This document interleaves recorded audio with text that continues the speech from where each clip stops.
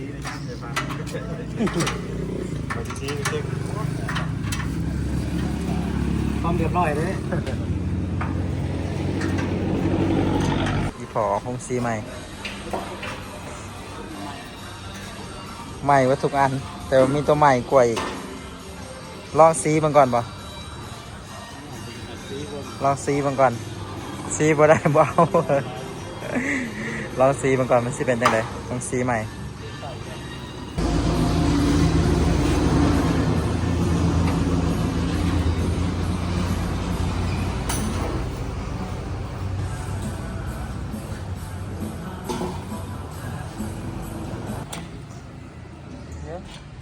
บอลนั่นเข่าออกบ่หรือบอลห้ามออกห้ามออกอ๋อนี่งวงสั่งมันงวงสั่งห้ามออกบอลห้ามออกเข้าประกอบแล้วเอาเมื่อเลยก็ได้เนาะแบบบริหารออกเนาะแม่มันบริขีดมันได้ที่เห็ดต้องกีบอลเมียนซื้อมาหาแบบเข้าไว้มันสวยงามเลยโอ้สีใหม่ได้มันจังแห้งบ่ฮะเบิ่งบ่เห็นละมันอยู่ไหน สีดำบ่หัวยี่ห้อใดบ่หัวเป็นใดยี่ห้อยังแต่ว่าฮงซีนี่เป็นฮงซีไทยท็อปอ๋อเทคโนโลยีญี่ปุ่นเจ็ดแปลงเทคโนโลยีใดหาแห้ง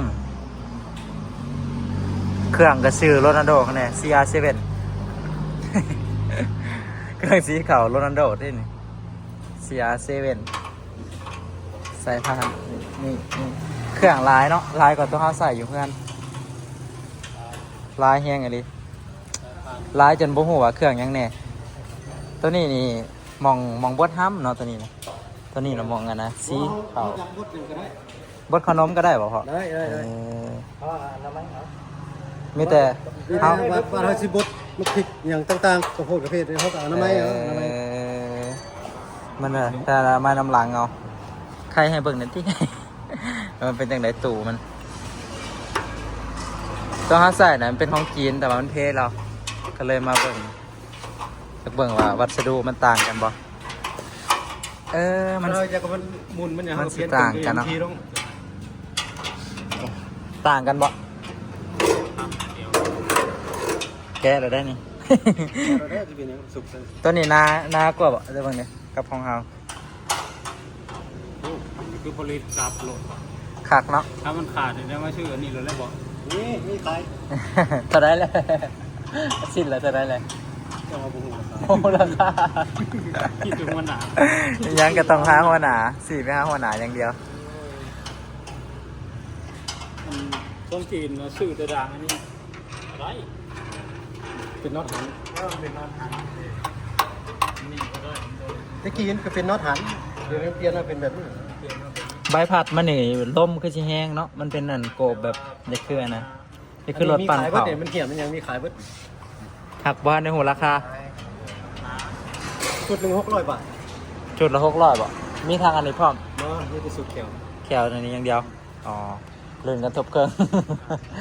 ตัวน่ะ300ตัวน่ะ600วัสดุกับสินาก็กันอยู่เนาะสินาก็ของจีนอยู่มันเป็นสแตนเลสดังเครื่องคือกันแล้วเนาะ องซีต้องดังแห้งอยู่แล้วเนาะอ๋อพี่พอองซีใหม่องซีเก่าซีบ่ได้กินเข่าละอ๋อองซีใหม่อันนี้หัวซีมันเนี่ยบ่เลื่อนกันทุกคนซ้ำกันแต่ว่าวัสดุอาจจะแตกต่างกันอยู่แต่บ่ฮู้ว่าตัวใดดีเดี๋ยวเมื่อลองใส่งานเหมือนก่อนแต่ซีรีวิวนำหลังบ่ทันได้ว่าตัวใดดีต้องลองเหมือนก่อนแต่ว่าพวกอย่างต่างๆนี่เป็นคำสั่งแบบภาษาไทยเบิดเดี๋ยวจักหน่อยให้เพิ่นเปิดให้เบิ่งว่าใส่งานอะไรสีอะไรอันนี้มองขี้ยาวบ่แม่นบ่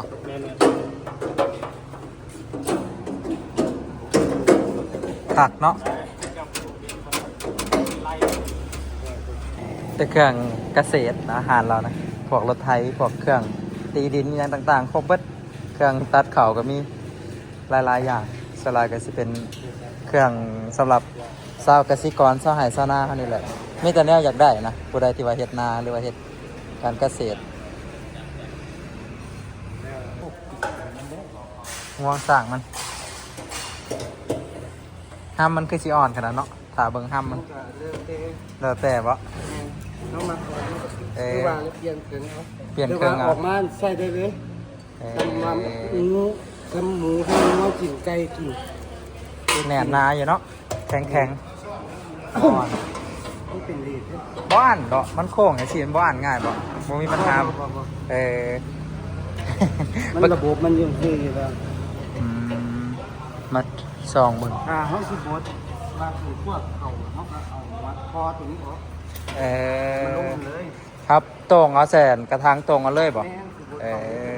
เขา อเวลาหาเศษขนมเนาะ แม่น เศษขนมหรือว่าบดอิหยัง ตัวที่บดคลายเขา มักพริกกับบดได้บ่ ได้เบิดผู้ยาง โอ้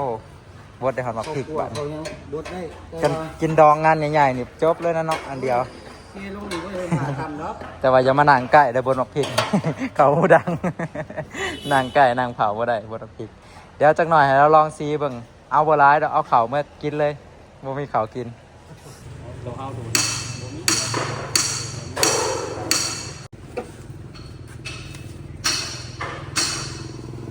จะบอกขนาดไฟเลย เวลาเสียบเสร็จแล้วมันบอกแห้งด้านไฟบ่ มีไฟ230ห่อ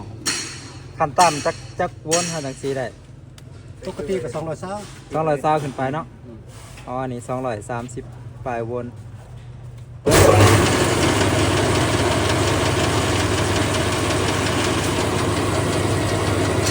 ดังบ่แห้งปานใดเนาะโอ้อันนี้พุ่งเลย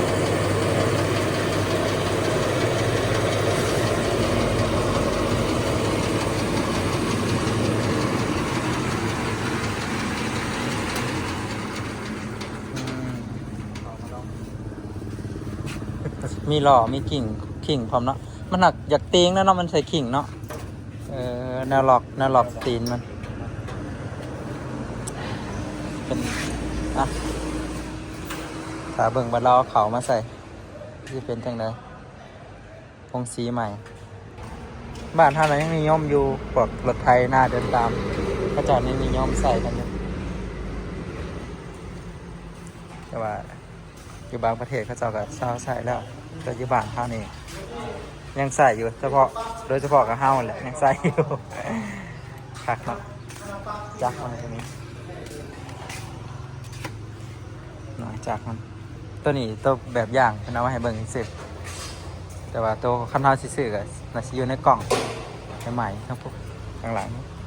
เป็นจิ้น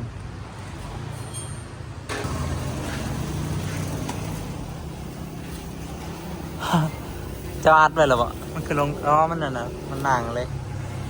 นี่มาลองเบอร์ของสีลองเบอร์ของสีเหมือนกันพี่น้องสีใหม่ 227 โวลต์ไป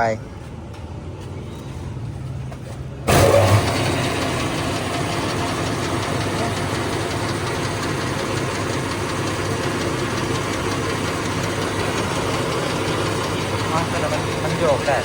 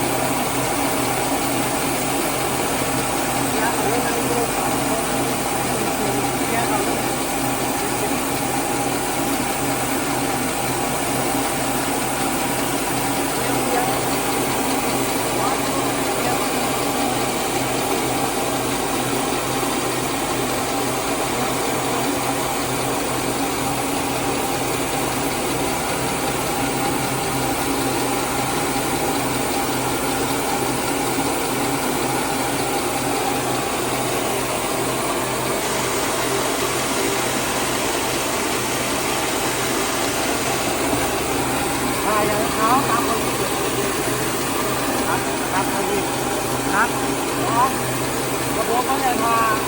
ห้องมันแบบขาวๆเลยเนี่ยว่าให้มีกาตาคนเลย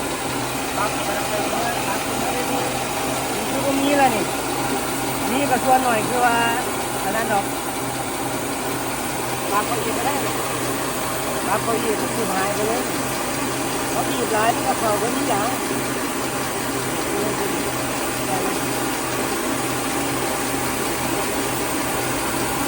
เขาบีบเท่าไหร่มันเองจากนั้นก็เดือดเอาปกติแล้วเอาพอดีก็ได้เอา12หรือว่า11ก็ได้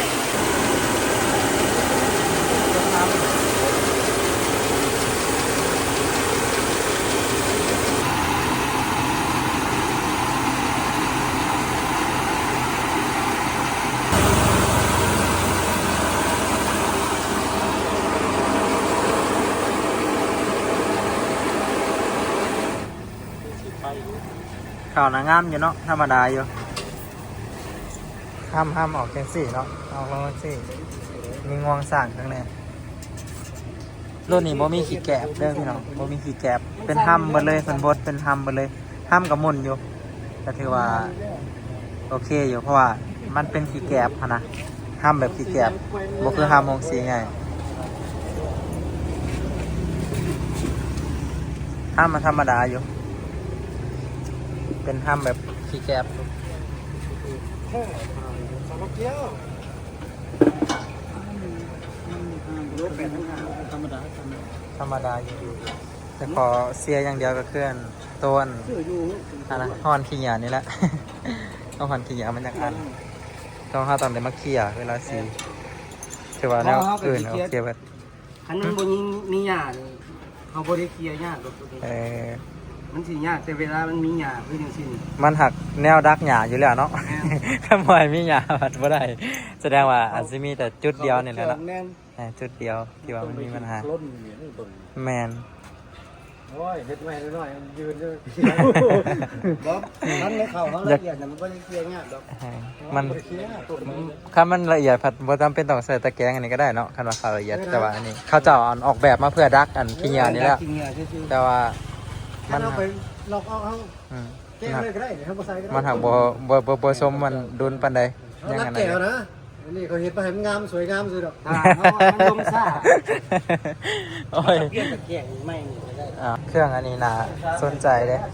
เครื่องตัดเขาเครื่องเกี่ยวเขาพันแหละอันเดียวกันตัดแล้วมันเอาไปนอนไว้บ่แบบคือเฮาจักสัญญาตัดบ่ก็เตะไปได้จังหวะแบบเดียวก็เครื่องตัดหญ้าแล้วจังหวะเตะมันก็ได้ครับยังมันเนาะอันนี้มีง่วงอันนี้เบิ่งเส้นเวลาเบิ่งแล้วเข่าเวลาเฮาเกี่ยวเนาะว่ามันเสียงได้เสียงได้ใช่พี่ได้ตัวแก่ตัดเขาเครื่องเท่าไดบ่อันนี้นะแพงอยู่บ่โอ้โห40,000 บาท48,000 มี20,000 บาทต้นงามแฮงอะลิตีนมันน่ะเฮ็ดจะคือรถสนามกอล์ฟอยู่ทดลองเรียบร้อยแล้วได้ยังแน่แถมมือพวกกระแจบ่มีกระแจยังเนี่ยยี่นี่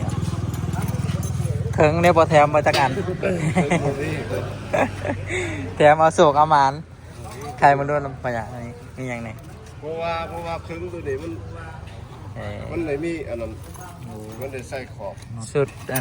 นนั้นเนาะย่ามอันนั้นนี่ค่านะบ่กับอันนี้แนวใส่เครื่องพื้นฐานเครื่องมือสุดเครื่องมือพื้นฐานอันนี้เขาอัดอัน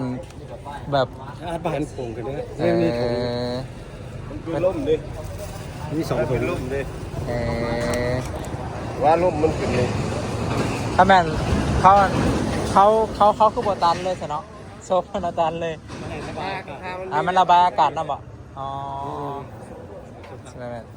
เป็นประมาณนี้เนาะขั้นสิอัดเลยครับมันผัดสิอันนั้นพวกอากาศมันบ่ออกเนาะอันนี้มันออกในทงได้อยู่เนาะยังซึมออกได้อยู่เอาปล่อยเลยล่ะอากาศมันพุ่งขึ้นมาแล้วมันไงอ๋อมีฟังใช่ห้ามปิดทางออกของลมด้านบนเขาก็บอกอยู่เนาะบ่ให้อัดทงยางซบใส่ชื่อ เอาให้มันใส่งานได้ทนทานเด้อจะหาปีอย่างต่ำ จะหาปี10 ปี20,000 บาทแพงเติบอยู่แต่พี่น้องเลยเพราะว่าเคยซื้อแต่ตัว15,000แต่ว่าตัวนั้นมันระบบมันบลายอันนี้สบายเวลาตรงห้ามกับตรงเอาแบบคล้ายๆของซีใหญ่เนาะแต่ว่ายังมีตำหนี้แต่ตัวเดียวนี่แหละมองห่อนเข่านี่แหละเอาเมื่อลองเบิ่งว่ามันสิห่อนจังไดเข่าเฮามันสิเป็นจังไดมันสิเป็นจังไดถาเบิ่งตัวนี้ ต้องรอลุ้นเบิ่งตัวนี้แต่ตัวนี้นะมันสิลงนี้อันนี้นะเขาเม็ดงามเนาะตัวนี้เนาะอันตัวนี้เด้เขาเม็ดฮักตัวน้อยๆลีลอยได้สักมีอยู่ระบบ3อย่างทุกคนแยกเขา3ชนิดตัวนี้เขาเป็นเม็ดตัวนี้เขาฮับตอนในคู่3 หน่วยเนาะเอามาเรียนกันอย่างนี้แต่ว่าเขา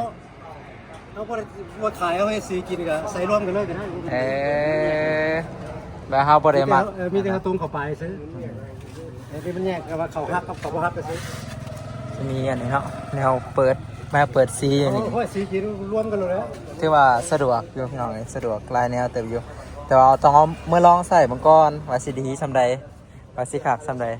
เพราะว่าอันนี้เห็นแต่เพิ่นโฆษณาขายในเฟซยี่พ่อน่ะอยากได้เราอยากสั่งมาแต่เวียงเพิ่นเราเห็นหลายรอบละเราเขียวมาเบิ่งแต่ว่าบังเอิญมื้อนี้ครับคงสีขาวบ่ได้ก็เลยได้พาเรามาเบิ่งอยู่ปักซองมาผัดเรียนกันไร้สายอยู่ประมาณนี้นะเขารวมกันกับประมาณนี้นะเขาประจำเป็นเนี่ยเขารวมกันได้สีกินเป็นยี่ห้อที่ว่ายี่พ่ออยากได้แต่พี่เลี้ยนี่พอได้โมเมนต์เดี๋ยวนี้เราอยากได้แต่งเฮิงละพอดีของสีตายก็เลยได้มาซื้อเลยเอามาลองใส่เบิ่งพี่น้องคุณภาพเพิ่นสิเป็นจังไดใส่กลุ่มโดนสำหรับซีรีวิวน้ำหลัง เมื่อนี้รีวิวเอาสำนี้ก่อนเพราะว่าเรายังลองใส่บ่ได้เฮิงเด้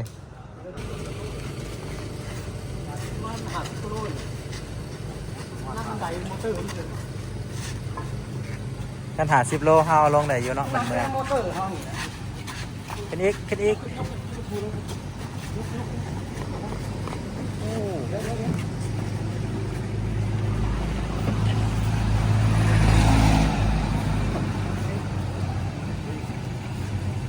ใช้ความไปเยอะใช้เสียงไปเยอะ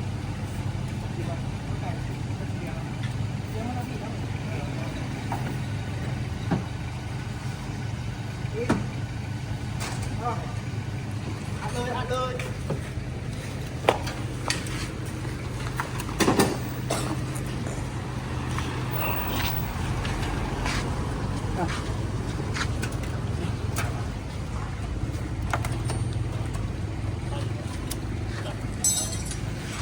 นั่งอยู่สินั่งอยู่เนาะครับผมคนนั่งจับทีแล้วพี่น้องมาสื่อโฮงซีจนหิวเขาโฮงซีบ่ได้เนาะเครื่องซีเขามันยังมันบ่ใหญ่ว่าเครื่องซีเขาตายรถครับกันเด้อทุกคนบัดนี้พอบอกก่อนผู้จับเผาดีๆเด้ออย่าให้มันเสียเด้อผู้เผาข้างหลังเมื่อเราโฮงซีเสียบ่ได้เด้อ